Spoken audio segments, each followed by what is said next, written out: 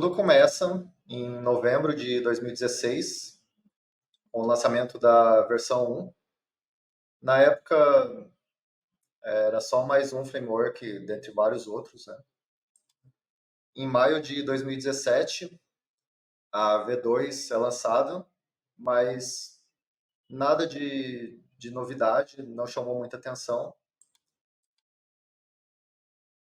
É só em setembro de 2019, mais de 2 anos, desde a V2, com o lançamento da V3, que tudo muda, né? É bem diferente das outras duas versões. Todo mundo fica bem impressionado. Tanto que em dezembro de 2019 ele ganha um prêmio de previsão do ano do State of JavaScript, que é bem conhecido no mundo de desenvolvimento web. E a partir daí, essa previsão eles acertam, né? E explode. Então o framework começa a ganhar vários prêmios, inclusive vários importantes. Tem um do Stack Overflow, um questionário. Em 2021 e 2022, ele ganhou o prêmio de melhor framework JavaScript, do Mais Amado. Em dezembro de 2022, acontece alguma coisa para alimentar o hype. E em junho de 2023, meio inesperado, sai a melhorias de performance. E a gente está aqui agora, né? Nos Talks. Eu sou mineiro, igual o Zé me apresentou já. A gente vai falar um pouquinho sobre Svelte, de novo, e alguns pontos sobre a adoção desse framework em um nível mais enterprise, né? Nível de empresa. Bom, antes de mais nada, eu vou fazer um pequeno aviso. Pode ser que pareça uma competição, mas na verdade não. É só mais uma comparação mesmo. Não, não é para saber qual framework é melhor que qual. Até porque se fosse uma competição mesmo, a gente já sabe quem ganharia, né? Então, vamos lá. Mas o que é o Svelte, né? Bom, ele é um framework de desenvolvimento web, JavaScript, assim como vários outros. Talvez essa seja uma definição um pouquinho fraca, né? Que talvez valesse para as versões 1 e 2. Mas eu acho que a versão atual merece uma definição um pouquinho melhor, né? Então, eu defini ele como um framework de componentes de UI, baseado em compilador, que é minúsculo, fácil de aprender e verdadeiramente reativo. Bom, mas por que minúsculo, né? Porque ele é realmente muito pequeno. Então, aqui, a versão 4 minificada e gzipada só ocupa 2,6 KB de espaço. Em comparação com o React, 44,5 KB. Aqui eu coloquei o React mais o React DOM porque não tem como fazer muita coisa sem o React DOM, né? Ele que encapsula o Virtual DOM, que eu vou mencionar um pouquinho mais para frente. Então a gente pode perceber que o Svelte é 17 vezes menor do que o React e 17 vezes mais rápido de baixar. E isso pode ser bem importante em ambientes com uma internet mais limitada, então pode contar bastante. Olha, é fácil de aprender, né? Se você sabe HTML, CSS e JavaScript, você sabe Svelte. Ou quase isso. Tem algumas peculiaridades, mas é bem intuitivo. Aqui eu coloquei a estrutura de um componente em Svelte. Então tem essas três partes. Tem o script, que você põe o código, a parte do HTML para renderizar na tela e a parte dos estilos, que seria o CSS, né? As três partes são opcionais, então você usa conforme necessidade. E aqui tem uma animação de um componentezinho bem simples para criar uma listinha de tarefas. Tem um input, um botão. Se adiciona, ele aparece na lista, você pode remover ou não. E aqui tem o código desse componentezinho, né? Tanto em React, na parte direita, quanto em Svelte, na parte esquerda. São bem parecidos. Eu não vou passar muito a sintaxe do Svelte.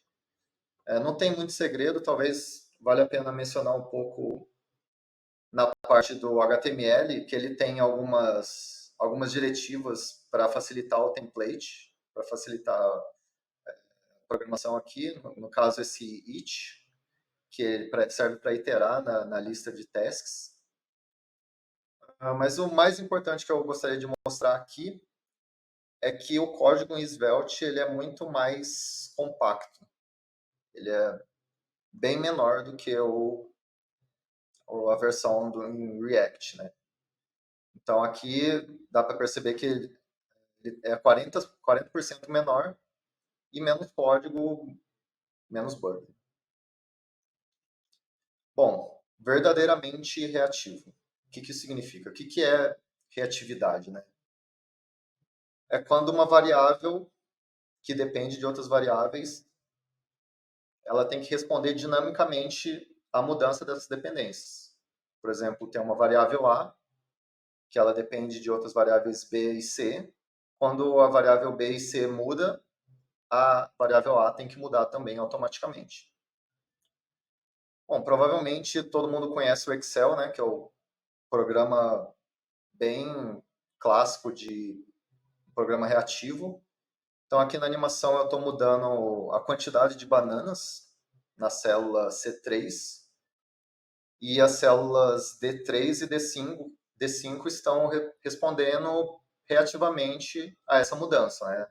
Elas são, na verdade, só fórmulas, essas células, e eu mudo um valor, ela responde a essa mudança. Seria muito ruim, muito problemático, se quando eu alterasse essa célula da quantidade de bananas, o programa para implementar essa reatividade começasse a renderizar todas as outras células para atualizar na tela, né? Até as que não tiveram nenhum valor alterado. Então é bem não performático isso, né? E é aí que entra o nosso amigo React, né? Porque ele faz exatamente isso. Então talvez React não seja um bom nome para o framework, porque ele não é reativo, né? Nesse nível. Então aqui eu coloquei um exemplo bem simples. Tem o texto Hello Zebra. O Hello é estático e o Zebra ele muda dinamicamente de acordo com o valor do input ali. No caso, nessa imagem, eu acabei de digitar o A e tem um mecanismo para reatividade do React que chama Virtual DOM.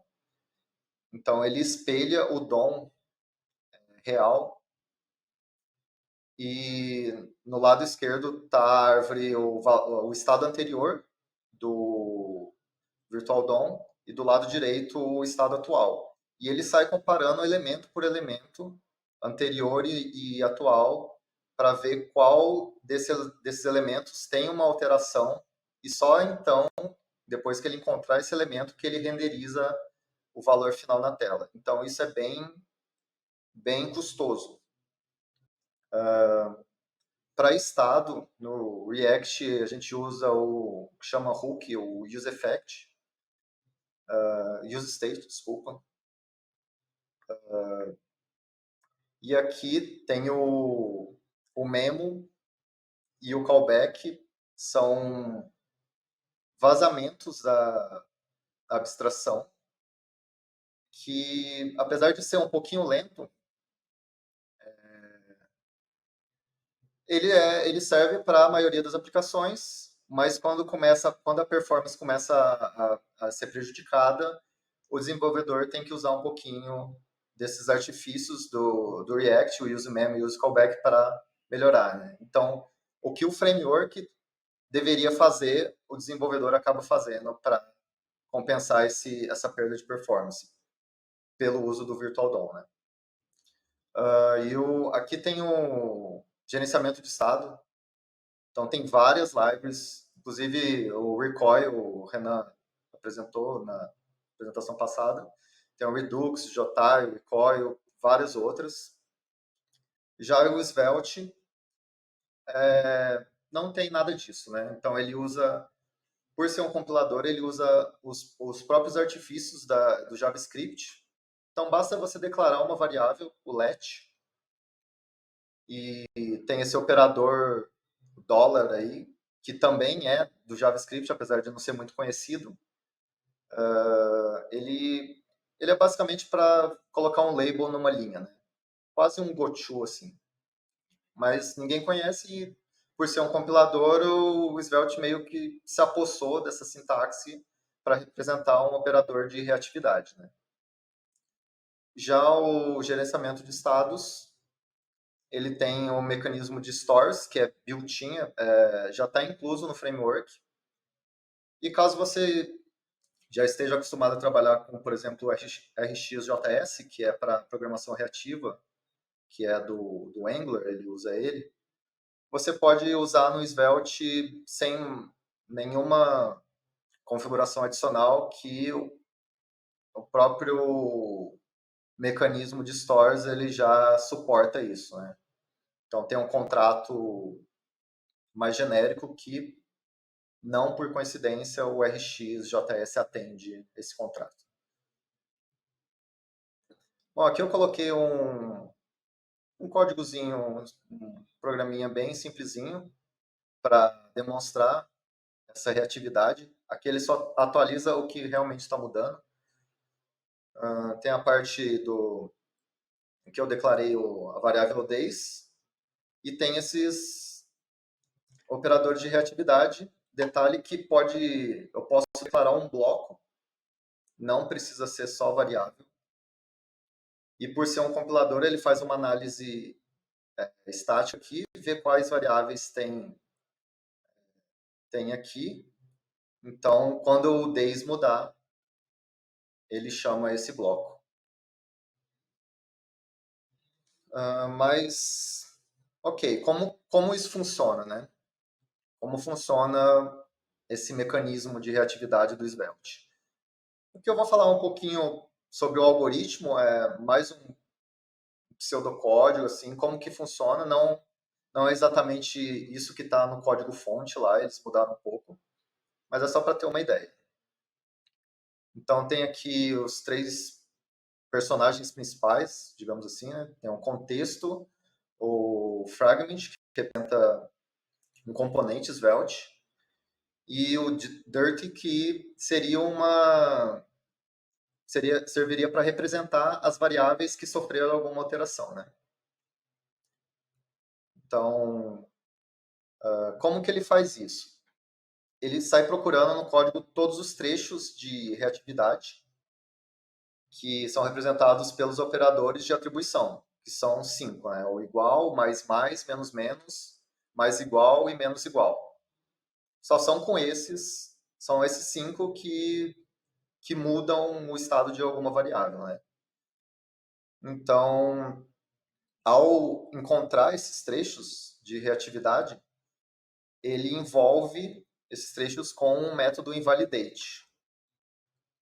Então, ali no código aqui da direita, trechinho, esse sim é de verdade, eu peguei, é o que foi gerado com o código compilado do programinha que eu mostrei anteriormente, dos days.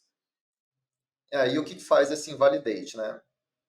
Ele basicamente recebe uma variável, o novo valor que está sendo mudado, joga no contexto, marca essa variável como suja, né? Como que teve uma alteração, e agenda um update da tela para esse componente. Quando rodar esse update através de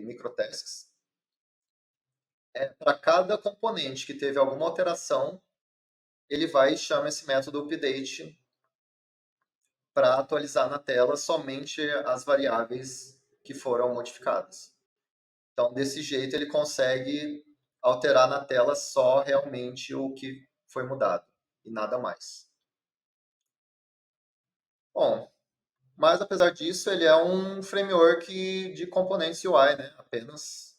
Então, diferente, por exemplo, do Angular, que é um framework mais completo, tá? Incluso várias outras coisas, como rotas, estratégias de renderizar, por exemplo, single page application, server-side rendering, preparativos para deploy, por exemplo, minificar, enfim. O Svelte, ele só tem os componentes UI mesmo. Então, se você precisar fazer um aplicativo mais complexo, você teria que incluir outras libraries para auxiliar. Bom, mas dito tudo isso, como a gente sabe que é a hora certa para adotar essa tecnologia, né? Não tem muito segredo, a gente tem que usar. Mas não é bem assim, né? Porque realmente a gente não tem como saber se não usar, mas tem alguns pontos que a gente pode considerar. E é isso que eu vou falar agora. Então, existem vários pontos para se considerar, ainda mais no nível mais de empresa, enterprise.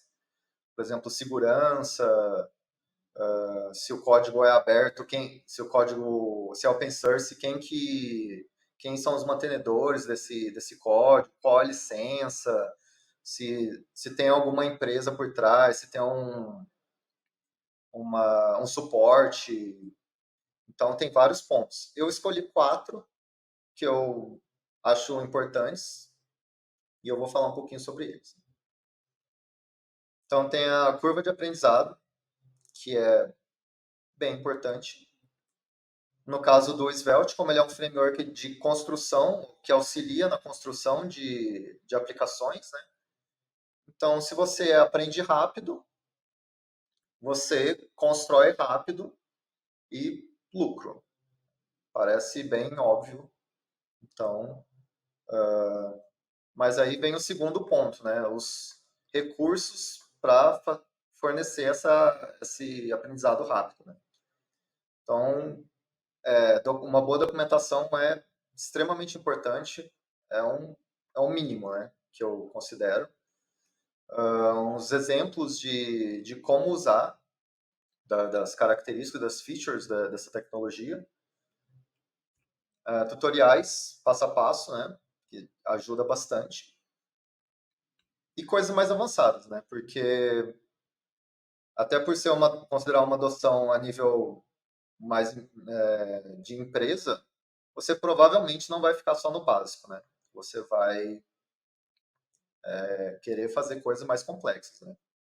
Então seria bom se tivesse algum lugar falando dessas coisas, né? Só um minuto, vou pegar uma água.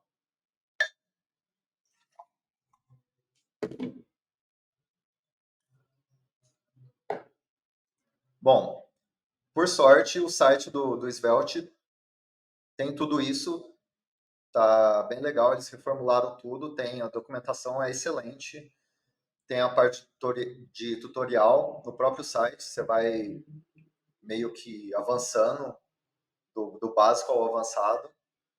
Tem inclusive para uma parte para você online que você consegue programar mesmo. Você não precisa instalar nada na sua máquina se você não quiser. Bom, e pessoas, né? Pessoas é um ponto bem importante para o aprendizado, que leva ao suporte da comunidade. Então, uma nova tecnologia, ela vai ter bugs, ela vai precisar de melhorias, ela vai precisar de ferramentas a serem construídas em volta dela, né? E quem faz isso é a comunidade. E eu também considero empresa como, de certa forma, a comunidade, né? Um dos pontos que pode levar uma empresa a rejeitar a adoção de uma tecnologia, no caso o Svelte, é que, por exemplo, o React tem o Facebook por trás, né? o Angular tem o Google e o Svelte não tem ninguém, né?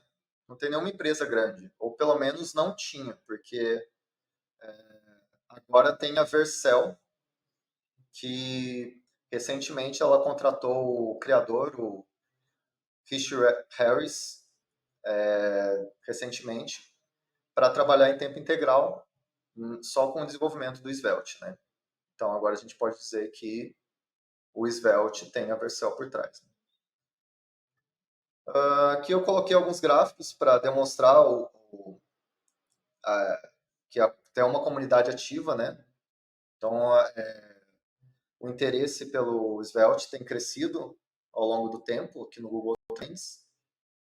Coloquei aqui um gráfico do Stack Overflow, que apesar de a porcentagem ser um pouquinho baixa, ela está contando a quantidade de todas as perguntas por mês, né? Então, Svelte realmente é bem baixo comparado com o todo, mas dá para ver nitidamente que cresceu bastante nos últimos anos, né? E aqui o subreddit do Svelte.js, que também tem crescido bastante. Bom, e por último, ferramentas e ecossistema. Esse é o ponto que eu acho mais importante. Muitas pessoas têm usado o argumento para não adotar o uso do Svelte ou desenvolvedores ou empresas que, por exemplo, comparado com o React está há muito mais tempo no mercado, eles têm mais bibliotecas, têm mais suporte.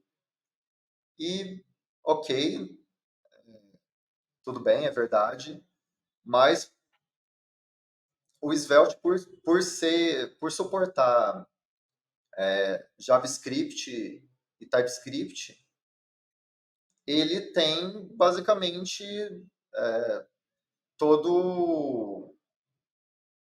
as libraries de JavaScript você pode usar com pouca ou nenhuma configuração adicional, né? Ao contrário do React, que se você quiser usar uma library TypeScript ou JavaScript, você tem que fazer um wrapper em cima dela, você vai ter que criar toda uma API nova que as pessoas vão ter que aprender tudo de novo. Então, eu acho que é um pouco errado dizer que não tem um ecossistema rico por parte do Svelte, porque já tem todo o ecossistema JavaScript, né? Aqui eu coloquei alguns exemplos aqui. Então tem o VS Code, que tem um plugin oficial do Svelte para dar suporte a TypeScript, para dar suporte a IntelliSense, autocomplete, enfim, tá bem bom. No começo, no lançamento da versão 3, não tinha suporte TypeScript, era uma das features mais pedidas, né? Até que eles conseguiram implementar isso. Como eu disse antes, tem todo o ecossistema JavaScript e TypeScript. Para biblioteca de componentes de UI, tem o Flowbyte e o Skeleton. O Skeleton é bem parecido com o Material UI do React. E para formulários, tem o Superforms, que seria o análogo em React, seria o Formic, por exemplo, né? Bom, mas dito tudo isso, por que agora, né? O que mudou? Bom, no dia 14 de dezembro de 2022, alguma coisa aconteceu, né? Que foi a versão 1.0, publicação da versão 1.0 do Svelte Kit. Então eu vou fazer uma introdução bem básica sobre o que é o Svelte Kit. E ele é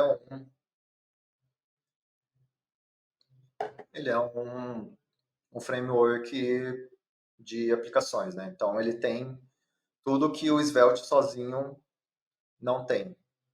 Então, ele tem um sistema de rotas, tem a parte de deploy, preparativos, a parte de segurança, ele coloca headers de segurança, a estrutura de código, uma convenção e várias outras coisas. Aqui eu vou passar bem por cima. Essa estrutura, quando você vai criar um projeto no SvelteKit do zero, ele te dá a opção de escolher ou criar um projeto em branco ou um demozinho para você se familiarizar com a ferramenta. E isso é a estrutura do demozinho, da demonstraçãozinha que ele fornece.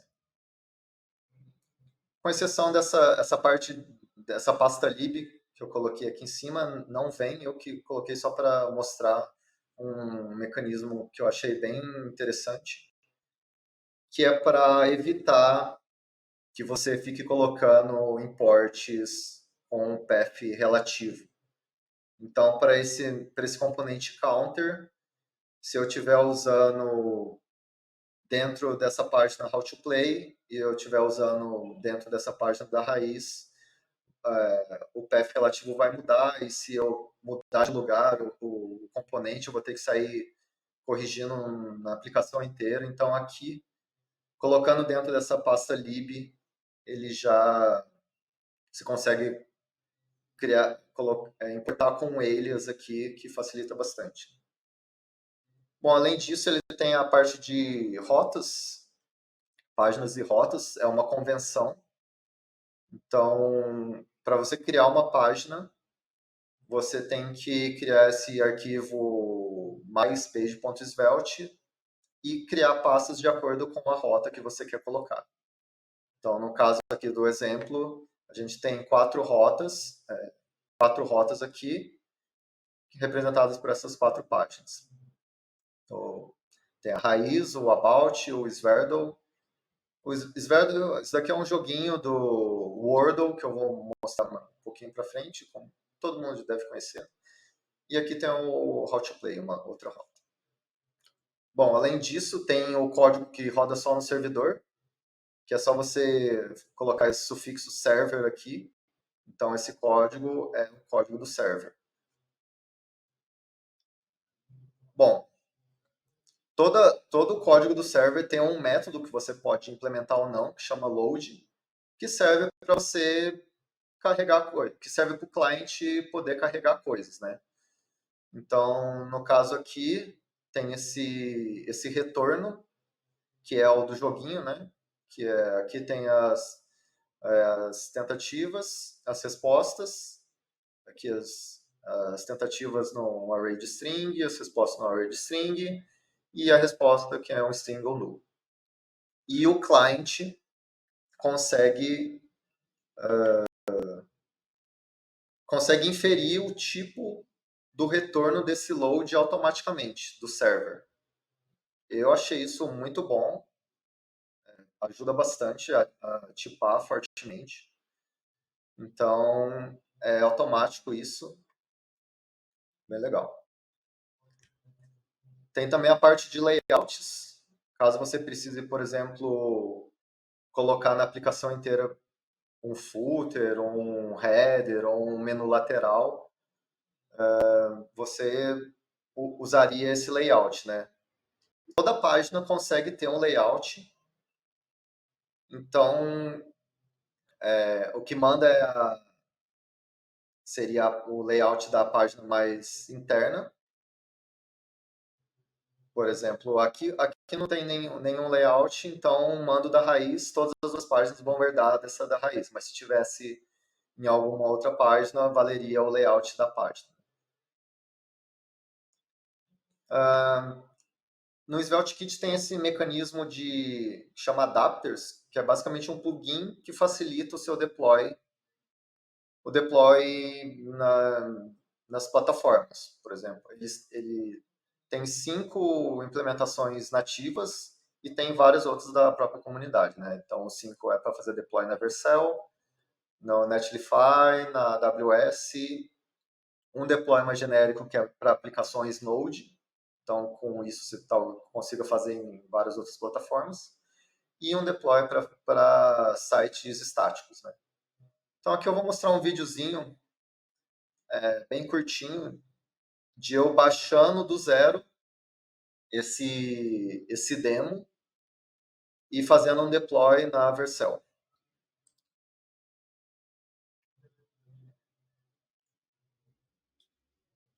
Então, aqui eu rodei o comando, tem algumas opções, eu escolhi o demo, usei TypeScript, baixou já, entrei na pasta, rodei o comando Vercel e é isso. Aqui eu só respondi umas perguntas com a opção default e agora ele está fazendo o build. E a qualquer momento, ok, terminou o build, beleza, já está no ar já. Já está feito o deploy. Aqui são as fotos, né, que eu mostrei. Esse é o joguinho.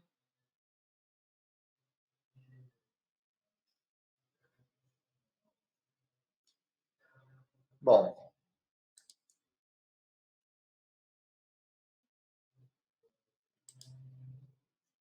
aqui alguns links bem úteis que eu utilizei. Uma coisa que eu esqueci de falar, que a Apple está usando Svelte agora no Music, na plataforma de música deles. Então, tem gente que espera, sei lá, que alguma empresa grande comece a adotar uma tecnologia para poder usar também. Então, já tá aí. Bom, era isso que eu tinha para falar. E é isso. Dúvidas? Obrigado.